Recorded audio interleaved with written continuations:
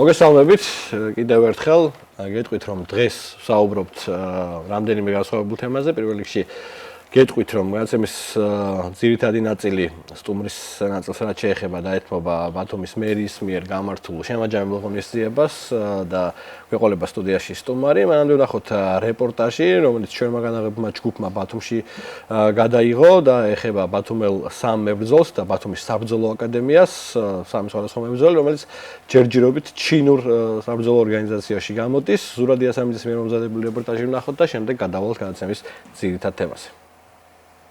შერეული ორთაბრძოლების სპორტის სახეობა, რომელიც ჩვენს ქვეყანაში ყოველწლიურად უფრო და უფრო პოპულარული ხდება. ამ მხრივ გამონაკლისი არც ჩვენი რეგიონია და ადგილობრივ თუ საერთაშორისო არენაზე უკვე არაერთმა მებრძოლმა წარმოაჩინა თავი. ამ წარმატებაში თავისი დიდი წვლილი კი რა თქმა უნდა ბათუმის საბრძოლო აკადემიას მიუძღვის, რომელიც 4 წლის წინ ჩამოყალიბდა. რამდენიმე დღის წინ სწორედ ბათუმის საბრძოლო აკადემიის დაუმარცხებელმა მებრძოლმა გოჩა შაინიძემ ჩინეთის საბრძოლო ორგანიზაცია GCK-ში სადებიუტო ორთაბრძოლა. უმსუბუქეს ზონაში ამ ორგანიზაციის რეიტინგის მე-9 ნომერთან ჩინელ ალი ჟინბოსთან გამართა. სამრაუნდიანი დაპირისპირება, სადაც შაინიძე დომინირებდა, მსაჯების ერთსულოვანი გადაწყვეტილებით ქართველის გამარჯვებით დასრულდა. აღსანიშნავია, რომ ბათუმელ მებრძოლს კარიერაში 7 ბრძოლა აქვს ჩატარებული და 7-ვე მოგებული აქვს. ის არის GFC-სა და APN-ის საჩემპიონო კამრების მფლობელი.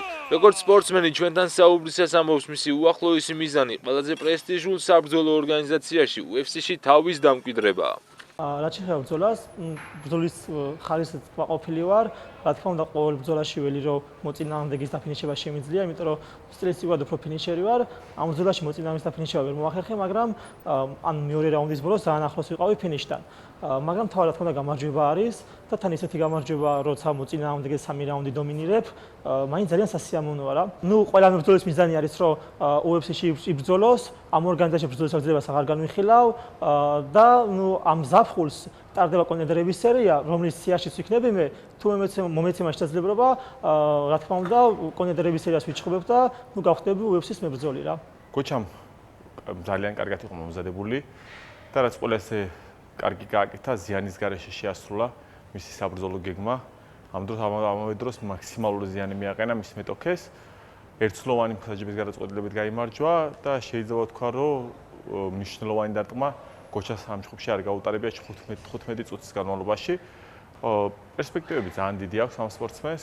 ერთ-ერთი კიდევ მებრძოლი გვეყოლება დარწმუნებულია, რომელიც UFC-ში ბრძვის, ანუ სხვა უმაღლეს ლიგებში, რომელიც გამოსული იქნება ბათუმიდან და საქართველოსდან. Making his way to the cage for his JCK debut. It's Georgia's Ruslan Bobadze.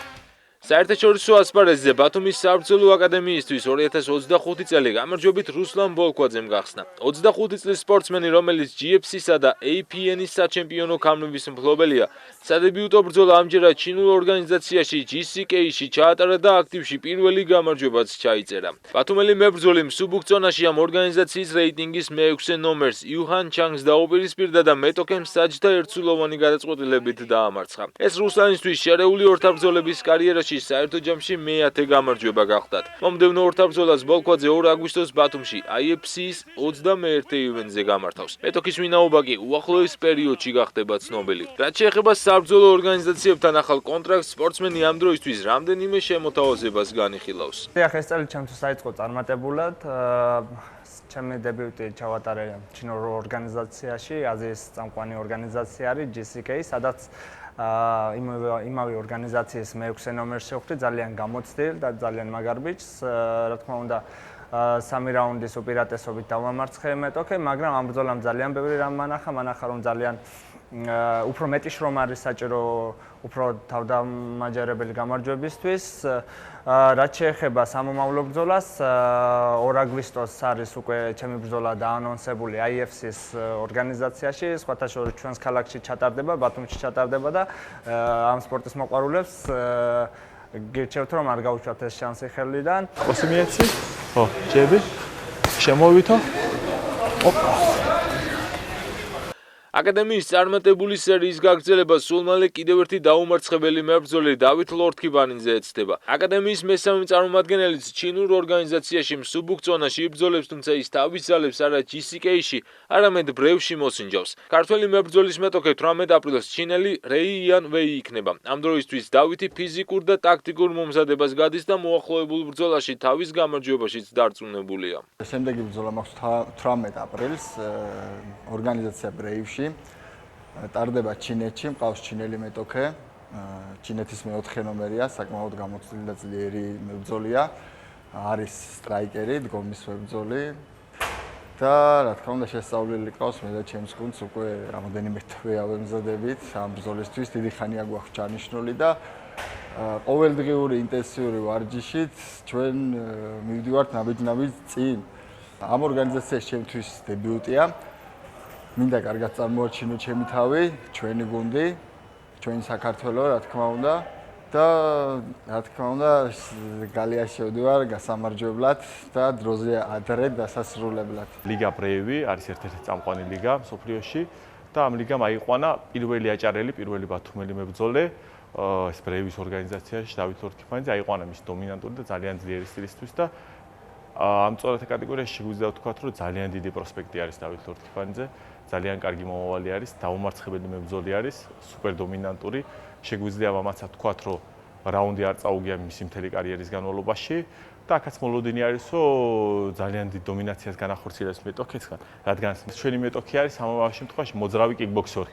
და აი დავით ლორთქიბანიძე რო ვთქვათ, მისი ანტისტილი არის რა, სივრცეს ზღუდავს, ზიანს აყენებს, არაძლევს მოძრაობის საშუალებას. ამიდან გამომდინარე სტილისტიკურად შეგვიძლია ვთქვათ, რომ 100-დან 90 ჭუბი დავითმა უნდა მოიგოს. თუ აი რაღაც სასწაული არ მოხდება. დაარსებიდან 4 წლის მანძილზე ბათუმის საბრძოლო აკადემიის სპორტსმენებმა სხვადასხვა საერთაშორისო ორგანიზაციების 4 კამარი მოიპოვეს.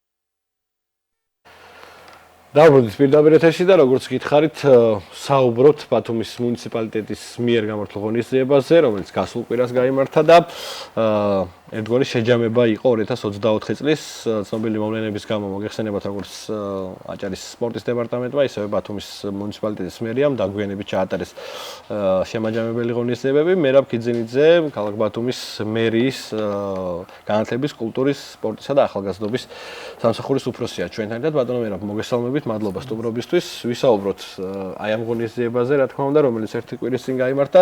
რამდენიმე საინტერესო ნომინაცია იყო და აჯილდოვეთ როგორც ვეტერანი სპორტსმენები, ასევე აქტიური სპორტსმენები და ერთგვარი შეჯამება გამოვიდა 2024 წლის დაგვიანებით, მაგრამ მაინც მისასალმებელია, როცა ექცევა ყურადღება ასეთ საკითხებს, გითხარით შეჯამება ერთგვარი. მისასალმებით, ბესო, მადლობა სტუდიაში მოწვევისათვის. მისასალმებით ჩვენს ტელემაყურებლებს. ეს ღონისძიება თქვენ სწორად აღნიშნეთ, დაგეგმილი იყო 2024 წელს. და შედეგების, რომელიც მიხედვითაც დავაჯილდოვეს სპორტსმენები, ეს არის 2024 წელს მიღწეული სპორტული შედეგების მიხედვით. ჩვენ კონკურსში მონაწილეობა, როგორც იცით, ამ პროგრამით არის მხოლოდ მუნიციპალური კლუბები, ჩვენი კლუბები და ახალგაზრდები ნებისმიერი ასაკიდან გამომდინარე და ნებისმიერი რანგის სტატუსის შეჯიბრებიდან გამომდინარე. რაც შეეხება კონკურსში მონაწილეობას, ძალიან ბევრი იყო, 70-ს მეტი გამარჯვებული ყავს და აქედან მოგვიწია ძირითადი ნომინაცია იყო 8, მაგრამ იმის გამო რომ მრავალფეროვანი იყო ძალიან წარმატებები და ასაკობრივი ზღვარიც ყველასათვის ყოფილიყო საინტერესო და ეს ახალისება და სტიმულირება ყოფილიყო, რა თქმა უნდა, ხელშემწყობი, ამიტომ ჩვენ დავყავით კიდევ დამატებით შემოვიღეთ რამდენიმე ნომინაცია და სულ გამოვიდა 14 ნომინაცია.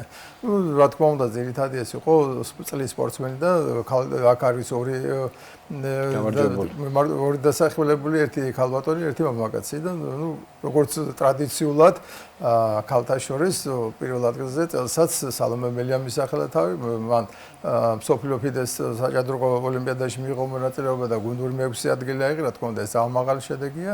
შესაბამისად სალომე მელიას კიდევ ერთხელ მიულოცეთ ეს წარმატება და ჭაბუკთა შორის ძალიან გაგვახარა მამუკა კორზაიმ, რომელმაც რამდენიმე წელია მიდიოდა, ხო, ქუჩის ჭიდაობაში მიდიოდა ამ მიზნისგან და მისმა შრომამ ამ მიზანდასახულებამ, რა თქმა უნდა, შედეგიც გამოიღო და შესაბამისად კომისიამ მამუკა დაასახელა მამაკაცთა შორის წლის საუკეთესო სპორტსმენად. ასევე იყო გამომდინარე მწვრთნელების, რა თქმა უნდა, და მწვრთნელთა შორის ხათუნა გიორგაძე, ფრენბურთის კლუბი, ბათუმი ჩვენი და მამაკაცთა შორის ჯემალ კილაძე, მამუკა პირადი მცველი და სხვათა შორის ნაკრების თავარი მცველის გახლავს ბატონი ჯემალი. დიახ, უკვე ის არის და სულ ახლახან ის როგორც კი დავაჯილდოვეთ, უკვე მეორე დღეს ფაქტიურად შეკრებაზე მიდიოდა თბილისში. შემდეგი ძირითადად ხელმძღვანელა კომისიამ შედეგებით პლუს საერთაშორისო ასპარეზზე მიღებული მედლები, რა თქმა უნდა, იყო პრიორიტეტი, როგორც ყოველთვის ხდება და არა ვთქვათ შიდა შემოიღო საქართველოს ჩემპიონის გახდა რომელიღაც გუნდი, მაგრამ მაინც საერთაშორისო ასპარეზზე მიღწეული შედეგებიც მნიშვნელოვანია. ძალიან მნიშვნელოვანი. რაც უფრო მაღალია რეიტინგი, შესაბამისად უფრო მეტი არის კრიტერიუმში მისი გამარჯვების წონაც და რაც შეეხება წლის გუნდს, ეს არის ჩვენი ხელბურთის გუნდი, ძალიან ძლიერი გუნდი, მებრძოლი გუნდი, რომელიც ხელსაც არავის არაფერს არ ურთულს, უკვე 7 გზის საქართველოს ჩემპიონია, 5 გზის თასის მფლობელი, ბოღოჩას თასი, არის რაც კი ტურნირი ტარდება, ფაქტიურად ჩვენი გუნდი ყოველთვის მოწინავე რიგებშია. დღესაც ახლა ეროვნული ჩემპიონატი მიმდინარეობს და ის გუნდი ძალიან მებრძოლ ფორმაშია და კვლავ პირველ ადგილზეა. გუშინ იყო თამაშები იყო და კარგი შედეგები, რა თქმა უნდა, რასაც ველოდით.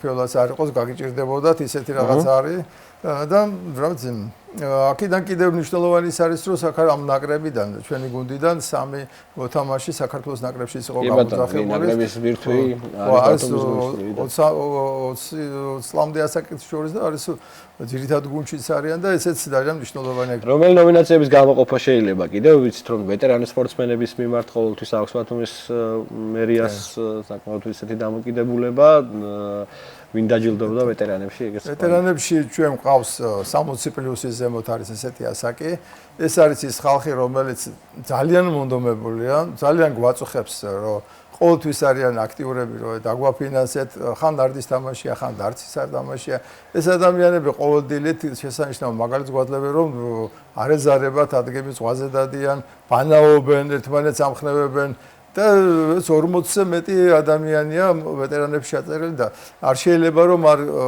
გამოყო და არ გამოარჩიო მათი დამსახურება და 8 წელს თუ გინდა იმიტომ რომ ეს თვალსაჩინოება ძალიან კარგი არის ჩვენთვისაც ახალგაზრდებისათვის მით უმეტეს და აქ ყავდა 5 გამარჯვებული ვეტერანები ძალიან მოხარული ასევე მინდა გამოყო მათთან ერთად დებიუტანტებიც რა თქმა უნდა ეს ახალ დამწყები სპორტსმენები რომლებიც ახალ დამწყებს უძახით ჩვენ მაგრამ სინამდვილეში ისინი უკვე რამდენიმე წელია კარგად კარგ შედეგებს აღწევენ და ეს დებიუტანტები არის წელს გამოვიდა მოჭადრაკე რატიდიასამიძე და მარიამ კალანდაძე შესანიშნავი ახალგაზრდები რომელსაც წინ დიდი მომავალი ელით და იმედია კიდევ მერჯელ დავაჯილდოვებთ მათ მაშინ ასევე ძალიან მნიშვნელოვანია ეს რომ ჩვენ ხელი შევუწყოთ ფიზკულტურის მასწავლებლების შრომას, იმიტომ რომ ეს თითქოს არ ჩანს არსად, მაგრამ ის რასაც ისინი აკეთებენ სკოლებში ეს ძალიან მნიშვნელოვანია სხვებისთვის, იმიტომ რომ ჩვენ 39,000-ზე მეტი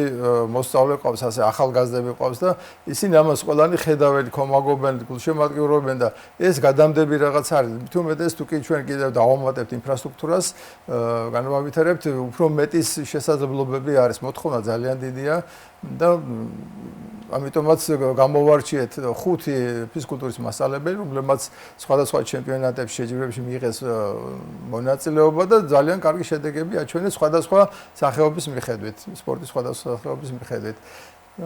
ვფიქრობთ, რომ ესე ასევე მნიშვნელოვანი იყო ჩვენ ქვიშის ჭიდაობაში ეს 2 წელია რაც შემოვიდა სპორტული ცენტრის ბაზაზე, ხო და უკვე იქ 15-17 ამ ასაკში უკვე 2 გამარჯვებული ყავს, სხვადასხვა სინჯის მედლები აქვთ და ეს ახალგაზრდებიც რა თქმა უნდა, როგორც ბათუმისათვის განსაკუთრებული მონდომებისა და ახალგაზრდა ადამიანებს წავახალისეთ, დავაჯილდოვეთ და შესაბამისი მათი დამსახურებაც აღინიშნა, რომ ძალიან მნიშვნელოვანი ქალაქისათვის.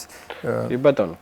ერთგვარი რაღაცა რეზუმე რო გავაკეთოთ ბატონო ვერაბ, წელი რამდენად პროდუქტიული იყო, თქვათ მედლების რაოდენობას როცა ვადარებთ, თქვათ 2023-22 უკან, ეხლა თქვათ 2024, ამდენად შეიძლება ითქვას, რომ იყო სპორტისთვის განსაკუთრებული წელი მუნიციპალიტეტის წელში გამოვიხდით. ძალიან კარგი კითხვა, მადლობა.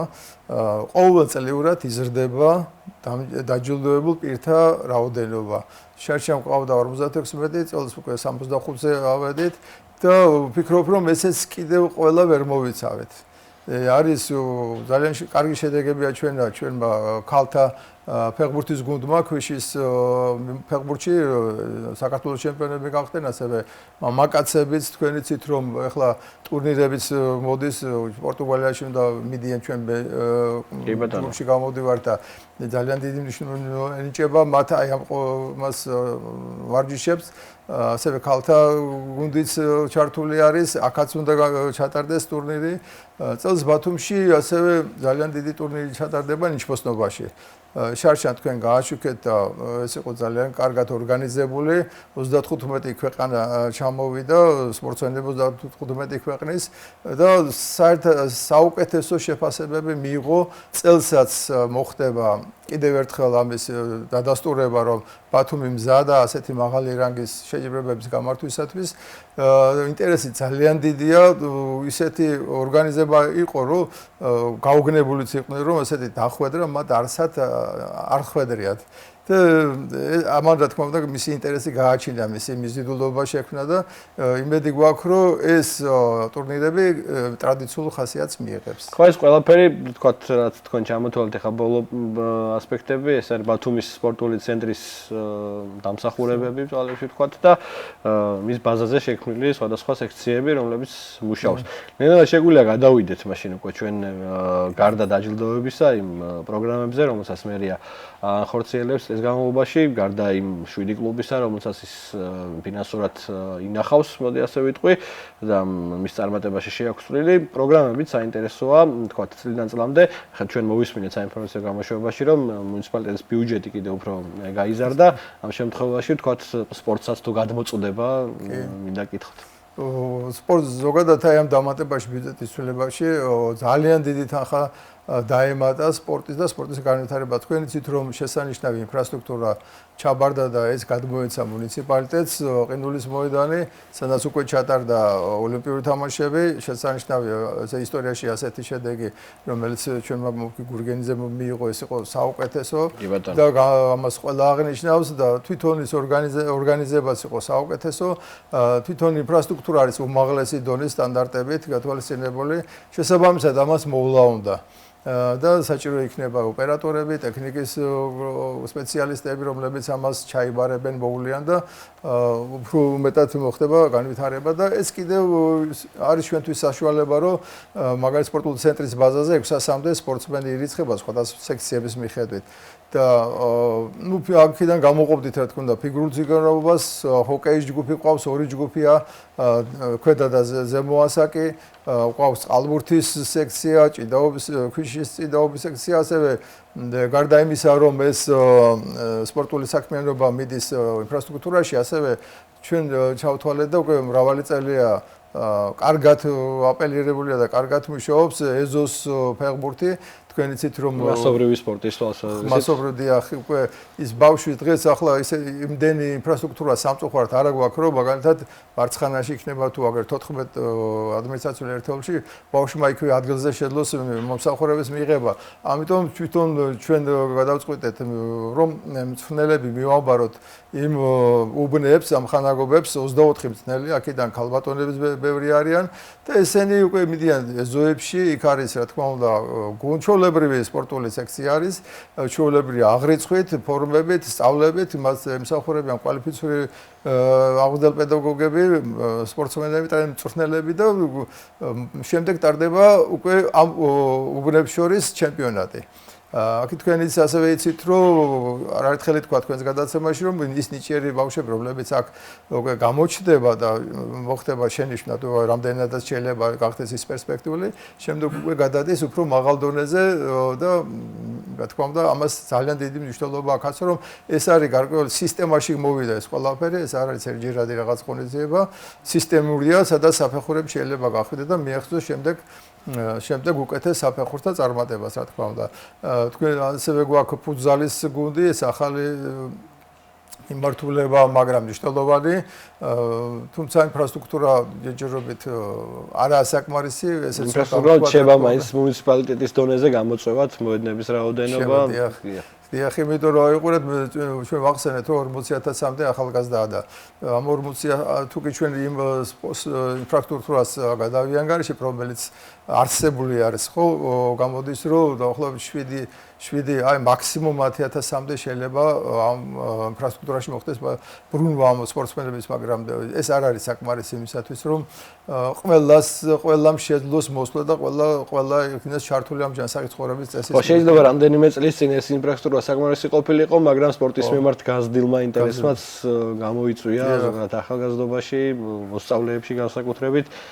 ფეხბურთის თუ სხვა სპორტის სახეობების მიმართ გაზრდილმა. აი მაგალითად ხუჩა კვარაცხელიას ფაქტორმა და ჩვენი წამყვანი ფეხბურთელების ფაქტორი იმდენად დიდი იყო, რომ წარმოიდგინეთ, რომ სულ მოკლეს პერიოდში 17 კერძო სპორტული კლუბი დაარსდა. და ეს 17 კერძო სპორტული კლუბი გარდა იმისა, რომ საფეხბურთო კლუბი გაქვთ, საფეხბურთო კლუბი, დიახ. გარდა იმისა, რომ ძალიან დიდი მნიშვნელობა აქვს, რომ ბიზნესი შემოვიდეს სპორტში, ეს დღეს სპორტი ბიზნესის გარეშე არ არსებობს. ამ მიუხედავად ამისა, მოთხოვნა კიდევ რჩება. აი თქვენ და ჩვენთვის ყველა საინტერესო ადამიანმა და იგივე ჯაბაჭანტურია, დურსუნბერიძე უკვე თავიანთი კერძო სტრუქტურები შეექმნეს. ჯაბა ახლა ხო გაჩნდა ინტერესი, გაჩნდა კლუბები, ბიზნესის თვალსაზრისითაც შეიძლება მომგებიანი იყოს იმ ადამიანისთვის ინვესტორი იქნება თუ უბრალოდ ფეხბურთის მოყვარული ადამიანი, ამას არ შეხედოს როგორც რაღაც ხარჯს, არამედ შეხედოს როგორც ბიზნესს და როგორც რაღაცა. მით უმეტეს ჯაბა მაგალითად ძალიან კარგად დააწყო ის სისტემა, რომ ის ხელშეკრულება გააფორმა წამყვან სააგენტოს და რომელიც უკვე აკვირდება ამ ფეხბურთელებს, უნიჭიერზე ბავშვები მოდიან. უნდა გითხრათ, რასაც ჩვენ ვეცნობთ და გვაქვს ინფორმაციები, საუკეთესო ანუ ქართველი ნიჭი ყოველთვის არის. ყოველთვის არის. შრომა საჭირო და რა თქმა უნდა ბეჯითობა და შედეგიც აუცილებლად მოვა. ცალკე მინდოდა მეკითხა, თქვენ ახსენეთ წეგან რომ თქვა ერთჯერადი რაღაცა დახმარებების თვალსაზრისით ნაკლებად აქტიურობს მერია, მაგრამ არის ისეთი შემთხვევები, როცა თქვა ერთჯერადი ფულად დახმარება შეიძლება, როცა თქვა მიდიან შეკრებაზე ან მიდიან რომელიმე ღონისძიებაზე სპორტსმენები, ამ შემთხვევაში თქვა რა კრიტერიუმებს უნდა აკმაყოფილებდეს სპორტსმენი, რომელიც მიიღებს ასეთ დახმარებას. სწორი ბრძანდებით, მადლობა ამ შენიშვნისათვის. არსებობს ჩვენთან პროგრამა სპორტსმენების და მწვრთნელების ინდივიდუალური დახმარების პროგრამა. ეს გულისხმობს, რომ გარდა იმისა, რომ მერიას თავისი მუნიციპალური კლუბები ყავს და აფინანსებს საკმაოდ კარგად, არიან ბავშვები და არიან სექციები, კერძო მათ შორის კერძოს და არ აქვს მნიშვნელობა ჩვენთვის, რომლებიც განიცდიან რაღაც ფინანსურ დეფიციტს და ამიტომ მათთვის არ მნიშვნელოვანია სხვადასხვა შეჯიბრებებში მონაწილეობა და ჩვენ გვაქვს ასეთი პროგრამა, რომ ერთ ბავშვზე, ან მაგალითად ძირითადად რაოდენობა უნდა იყოს 3 მაგალითად სპორტსმენი პლუს 1 მწვრთნელი. არაუმეტეს 4 კაცისა შეგვიძლია თითოეულზე 4000 ლარის დაფინანსებით მივცეთ საშუალება, რომ ნებისმიერი დონის ტურნირში მიიღოს მონაწილეობა და უნდა გითხრათ, რომ ეს ისეთი პროგრამა არის, რომ უკვე ამოვწურეთ ეს პირველი ტრანში რაც ჰქონდა ბიუჯეტი გათვალისწინებული, ახლა ზუსტად მოგვეწია მეორე ტრანში ასე ვთქვათ და კიდე გავაგრძელებთ ამ პროგრამას, იმიტომ რომ აი ეს ძალიან მნიშვნელოვანია, 4000 ლარში შედის როგორც მგზავრობა, ასევე ტურნირში მონაწილეობის საფასური ეკიპირება, სასტუმრო, რაც შეიძლება რომ დაჭირდეს ადამიანს. ახლა 4000 ლარი ვფიქრობ საკმარისია იმისათვის, რომ ერთჯერადად ღონისძიებაზე რაღაც ვთქვათ მარტო ამის ხარჯზეც ხომ არ იქნება, შეიძლება იქ ფედერაციიდან კონდეს რაიმე დახმარება ასე შემდეგ და საერთო ჯამში რაღაც თანხა შეიკრება, რაც საკმარისი უნდა იყოს. ცალკე მინდა გითხოთ ბათუმის საცხენოსნო კლუბის შესახებ, სამწუხაროდ მისი ხელმძღვანელი გიორგი დინძებაძე აღარ არის ჩვენთან ერთად, რა მდგომარეობაშია, როგორ ფუნქციონირებს, დიდი ხანია ჩვენს ეხლა დავფიქრდი რომ არ მიგვიქცევია ყურადღება და აუცილებლად ამ დღეებში ალბათ ვესტუმრებით და გადავიღებთ, თქვენი ინფორმაცია გვინდა, თქვენგან მივიღოთ. ძალიან კარგ სიზამთ, ეხლა ახალი დირექტორი დაინიშნა ვახტანგ ბერძე, ძალიან პასუხისმგებლიანი ადამიანი არის, აშკარად ეთყობა, რომ მას უყვარს ეს სპორტი და არის ერთგული მსახური, თავადაც ძველი სპორტსმენი იყო. საცხენოსნოზე ჩვენ ასეთი სიტუაცია გვაქვს დღესდღეობით, რომ აი ბოტანიკური ბაღის ზემოთ იქეთ ჩაქვის გადაღმა მხარეზე გვინდოდა და არის ეს გეგმაში არის რომ იქ მოეწყოს საკმაოდ დიდი სივრცე ამ ცხენების როგორც თავლა, საჯინიბო და ფაქტობრივად ტერიტორია სხვა ჭირდება და ის ტერიტორია. ეს საკმაოდ ძვირადღირებული პროექტი არის 17 მილიონზე და ზოგადად ძვირადღირებული სპორტი სიამოვნებაა ცხენოსნობა რა თქმა უნდა. მაგრამ დღესდღეობით ვართ აი ამ ტერიტორიაზე, აეროპორტის ტერიტორიაზე.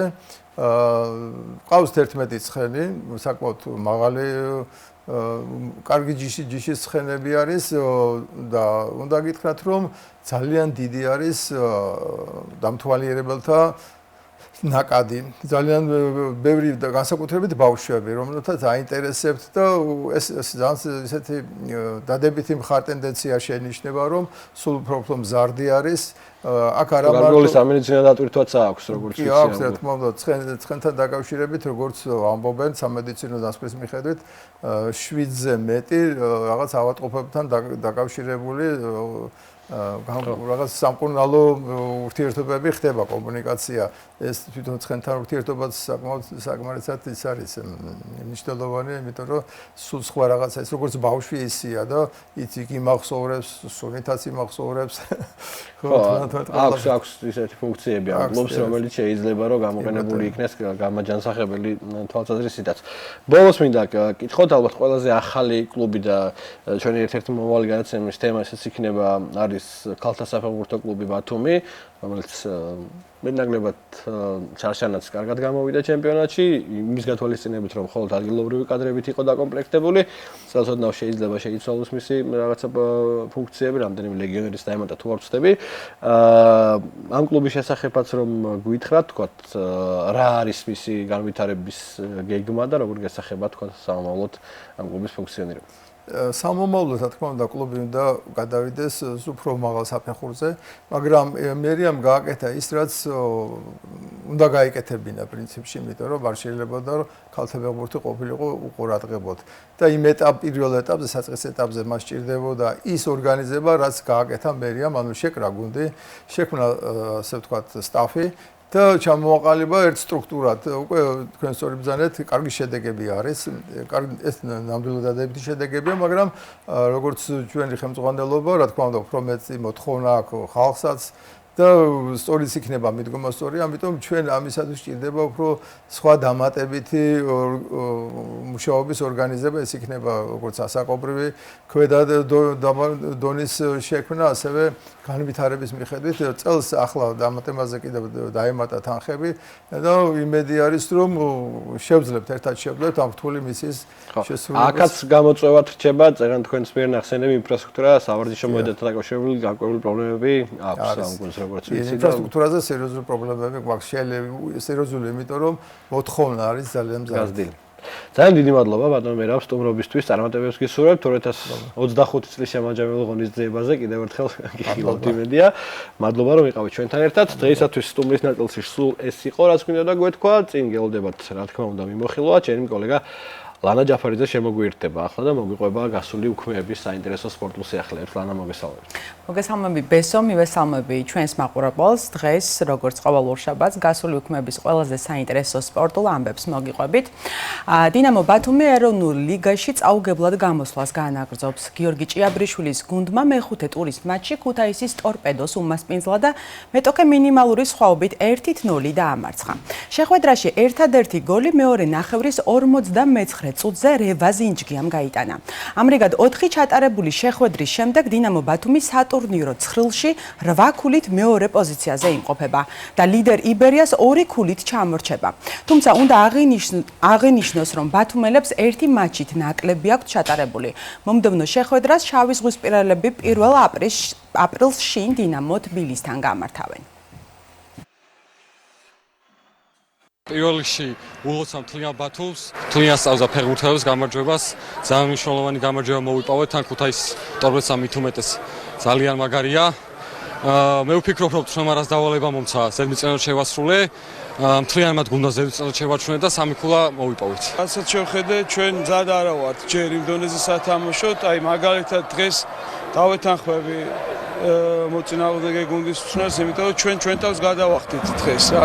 დღეს არ იყო ეს ისეთი თამაში, რომ გინდა თუ არა ჩვენ ან ფიზიკურად რაღაცა ჩვენ ძალიან დიდი ტრამვებით, პრობლემებით ნახევრად მომზადებელი, მაგრამ აი სულ ამას მინდა რომ ხაზი გავსვა, რომ ბათუმში შენი მომზადება არის თუ არა, ეს ხმები, ეს გულშემატკივარი გაიძულებს, რომ შენი მაქსიმუმი გააკეთო და ჩვენ ეს მაქსიმუმი გავაკეთეთ. ბევრ რაღაცაში გაგვიმართლა, მე ვფიქრობ, რომ ალოგიკური არ არის, რომ გავიმარჯვეთ, ჩვენი მომენტები გქონდა, რაღაცა გამოვიყენეთ, რაღაცა ვერ გამოვიყენეთ. ხარისხი თამაშის, რა თქმა უნდა, ძალიან შორსა ვართ იმ ხარისხისგან, რისი მიღებაც მე ჩემს თავს და ფეხბურთელებს გვინდა. ამასაც დროთა განმავლობაში ვფიქრობ, რომ დავალაგებთ. საფეხბურთო კლუბმა გონიომ ეროვნული ლიგის მესამე ტურის შეხვედრა სტუმრად დინამო თბილისი 2-თან გამართა და ფრედ 1-1 ითამაშა. შეხვედრაში ანგარიში თეიმურაზ ოდიკაძემ 66-ე წუთზე გახსნა და მასპინძლები დააწინაურა. გონიომ შეხვედრაში ანგარიშის გათანაბრება მსაჯის მიერ კომპენსირებულ მე-5 წუთზე მოახერხა. გატანილი გოლით თავი ლევან ინგოროყვამ გამოიჩინა. სამი ჩატარებული შეხვედრის შემდეგ გონიო ეროვნული ლიგა 2 სატურნირო ცხრილში 2 ქულით მე-7 პოზიციაზე იმყოფება. ლევან ჯოხაძის გუნდი მომდევნო შეხვედრას 2 აპრილს სტუმრად იბერია 2-თან ჩაატარებს. ზაფხულის ტესტ მატჩებს ბორჯღალოსნები თბილისში 5 ივლისს ირლანდიასთან დაპირისპირებით გახსნიან. შოტლანდიისა და იტალიის შემდეგ ირლანდია ტიერ 1-ის მესამე გუნდია, რომელიც საქართველოში ჩამოვა და ჩვენს ნაკრებთან ითამაშებს. ირლანდიელებთან მატჩის შემდეგ საქართველოს მორაგბეთა ნაკრები სამხრეთ აფრიკაში გაემგზავრება და 12 ივლისს ადგილობრივ ფრენჩაიზ ტოიოტა ჩიტას ეთამაშება. 11 ივლისს კი მსოფლიოს მოქმედ ჩემპიონთან სამხრეთ აფრიკასთან გამოცდიან ძალებს.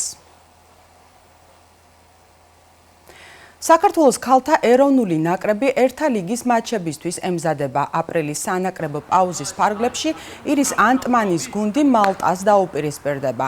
პირველი მატჩი თბილისში 4 აპრილს გაიმართება. 8 აპრილს კი ჩვენი გუნდი მეტოქესთან სტუმრად ითამაშებს. მოახლოებული მატჩებისთვის საქართველოს ნაკრები თბილისში საქართველოს ფეხბურთის ფედერაციის საწვრთნელი ცენტრის ბასას მოედანზე ემზადება. კვიპროსთან მარცხის შემდეგ ფეხბურთელები ძალიან იმედგაცრუებულები იყვნენ. მათ იციან, რა შეცდომები დაუშვეს და ვფიქრობ, ამ შეკრებისთვის კარგად მოიმზადნენ. იციან, რომ ბევრი რამ გვაქვს გამოსასწორებელი იმისთვის, რომ მოვიგოთ. ეროვნული ჩემპიონატის დაწყება ძალიან გვეხმარება. მიმდინარე სეზონში უკვე 4 მატჩი ჰქონდათ. ჯერა რომ პირველივე სახლის თამაშზე შევძლებთ ქულების აღებას, მიუხედავად იმისა, რომ მალტა ძლიერი გუნდია. მალტის ნაკრებს კარგად ვიცნობ. მათ ჰყავთ ფეხბურთელები, რომლებიც იტალიის ჩემპიონატში თამაშობენ, თუმცა კვიპროსთან ქულა დაკარგეს, რაც იმას ნიშნავს, რომ მალტასაც ისევე ჭირდება მოგება, როგორც ჩვენ. როდესაც ამ დონეზე თამაშობ, ყველა გუნდთან შესაძლებელია ქულის მოპოვება, რაც შეჯიბრს საინტერესოს ხდის. ჩვენ მოგება გვინდა და ჩვენი მიზანია ჯგუფში პირველი ადგილის მოპოვება. ორი დღეა უკვე შეკრებაზე ვართ. გუნდი ძალიან კარგ ფორმაშია, ასე თუ ისე, იმიტომ რომ ჩემპიონატი დაწყებულია საქართველოში, მიმდინარეობს. გუნდებში თავიანთ საკუთარ გუნდებში ვარჯიშებს გადიან და წინა შეკრებასთან შედარებით ყველა ფორმაშია, ასე ვთქვათ და მალტას რაც შეეხება, ვფიქრობ, რომ რთული თამაში იქნება. ყველაფერს გავაკეთებთ, მაქსიმალურად დავიხარჯებით, იმიტომ რომ სამი ქულა ძალიან გვჭირდება და ამ ორ თამაშზე მაქსიმუმს დავდებთ. ევრობასკეტ 2025-ის ფინალურ ეტაპზე საქართველოს ეროვნული გუნდი C ჯგუფში ითამაშებს, სადაც მისი მეტოქე მასპინძელი კვიპროსის, საბერძნეთის, ბოსნია-ჰერცეგოვინის, იტალიისა და ესპანეთის ნაკრები იქნება. თამაშებს ქალაქი ლიმასოლი უმასპინძლებს და მერვედფინალში თითოეული ჯგუფიდან 4 საუკეთესო გუნდი გავა. შეგახსენებთ, რომ საქართველოს ნაკრები ევრობასკეტზე ისტორიაში მე-6-ად ითამაშებს. საქართველოს 19 წლამდე გოგონათა ნაკრები ევროპის ჩემპიონატის საკვალიფიკაციო ეტაპის B ლიგის მეორე რაუნდში იასპარეზებს. ლავრენტი დავითაშვილის გუნდი შესარჩევი მატჩებისთვის საქართველოს ფეხბურთის ფედერაციის რუსთავის ტექნიკურ ცენტრში ემზადება. საკვალიფიკაციო ეტაპის მატჩები 2-8 აპრილს ბულგარეთში გაიმართება. ჩვენი გუნდი ჯგუფის მასპინძელ ბულგარეთს, ლუქსემბურგს და ლიხტენშტაინს დაუპირისპირდება. A ლიგის საგზურს B ლიგის 6 ჯგუფის გამარჯვებულებთან ერთად ერთი საუკეთესო მეორე ადგილოსანი მოიპოვებს. მოახლოებული მატჩებისთვის საქართველოს 19 წლამდე გოგონათა ნაკრები 20 ფეხბურთელით ემზადება. მათ შორისაა ბათუმის ქალთა საფეხბურთო კლუბის ფეხბურთელი ელენე ბოლქვაძეც. პირველ რიგში მინდა აღვნიშნო, რომ 25 მარტს შევიკრიბეთ. ვეზადებით ევროპის საკვალიფიკაციო ბელიგის მეორე რაუნდის თამაშებისთვის. ჯგუფში ყავს ლუქსემბურგი, ლიხტენშტაინი და ბულგარეთი. პირველი თამაში გვაქვს ლუქსემბურგთან, აქედან გამომდინარე აქცენტებს ვაკეთებთ მარტო ლუქსემბურგზე და ყველაზე მთავარი რაც არის, მინდა აღვნიშნო, რომ ლუქსემბურგი არის ორგანიზებული გუნდი, მაგრამ ფეხბურთელები არიან ოპტიმალურ ფორმაში და რაც ყველაზე მთავარია, გუნდში არის კარგი განწყობა. აქედან გამომდინარე ყველაფერს ვიზამ და ვეცდებით, რომ ჩვენ დასახულ მიზანს მივაღწიოთ. გუნდში კარგი განწყობა არის, ვემზადებით თამაშებისთვის. ჯგუფში ყავს ლუქსემბურგი, ლიხტენშტაინი და ბულგარეთი. პირველი თამაში გვაქვს ლუქსემბურგთან და ვცდილობთ, რომ კონცენტრაცია მხოლოდ ჯერჯერობით პირველ თამაშზე გქონდეს, იმიტომ რომ ჯგუფში ალბათ ყველაზე ძლიერი და რთული მეტოქი არის ლუქსემბურგი და ვეცდებით, რომ ეს შეკრება წარმატებით და ნაყოფიერად დავასრულოთ. გასულ უქმეებზე შერეული საბრძოლო ხელოვნებების ეროვნული ფედერაციის არჩევნები გაიმართა. MMA-ის პრეზიდენტად მეორე ვადით გიორგი კაბულაშვილი აირჩიეს. ისაუბრეს მიღწევებზე და სამომავლო გეგმებზე. სასიხარულოა მეორე ვადით არჩევა.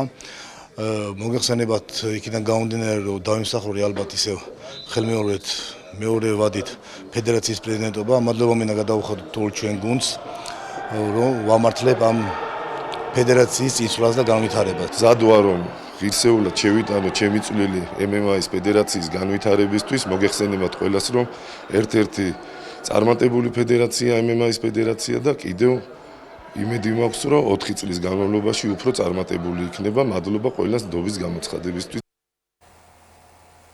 30 მარტს აჭარის რეგიონალური ღია ფესტივალი რაგბიში გრანდიოზულად გაიხსნა. ქობულეთის მუნიციპალიტეტმა ჩაქვმა უმასპინძლა 10 გუნდს, სადაც 2012-2017 წლებში დაბადებული მოზარდები ასპარეზობდნენ. ტურნირის ორგანიზატორების განცხადებით, ფესტივალის მიზანი რეგიონში რაგბის განვითარებაა.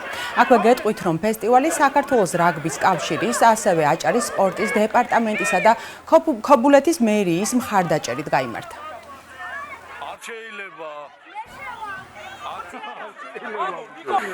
ჩაქვში გაიმართა აჭარის ღია ფესტივალი, სადაც მონაწილეობდა 15-მდე გუნდი. გუნდებმა წარმატებითი ასპარეზეს, გაერთენ ბავშვებმა. სარაგბო კლუბის ჩაქვის მორაგბეები ყველა ასაკობრივ გუნდში მონაწილეობდა, წარმატებითი ასპარეზეს. ეს ფესტივალი გვეხმარება იმაში, რომ რეგიონში ვითარდება რაგბი და ეროვნული ნაკრებისთვის ვსვდით მომავალ თაობას. გოგა ბითაძის ორლანდო მეჯიკმა საკრამენტო კინგს უმასპინძლა და 30 ქულიანი სხვაობით 121-91 დაამარცხა. ორლანდოს დამაჯერებელ გამარჯვებაში თავისი წვლილი ქართულმა კალათბურთელმა შეიტანა. გოგამ პარკეტზე 18 წუთი გაატარა და 12 ქულით 10 მოხსნითა და 5 გადაცემით შეხვედრაში ორმაგი დუბლი გაიფორმა. ორლანდო მეჯიკი აღმოსავლეთ კონფერენციაში 36 მოგებით და 39 წაგებით მე-7 ადგილზეა. მომდევნო შეხვედრას კი 1 აპრილს საკუთარ მოედანზე კლიპერსთან გამართავს. დღეისათვის კი ეს ბოლო სპორტული სიახლე იყო. მე მომავალ ორშაბათამდე გემშვიდობებით, ნახვამდის.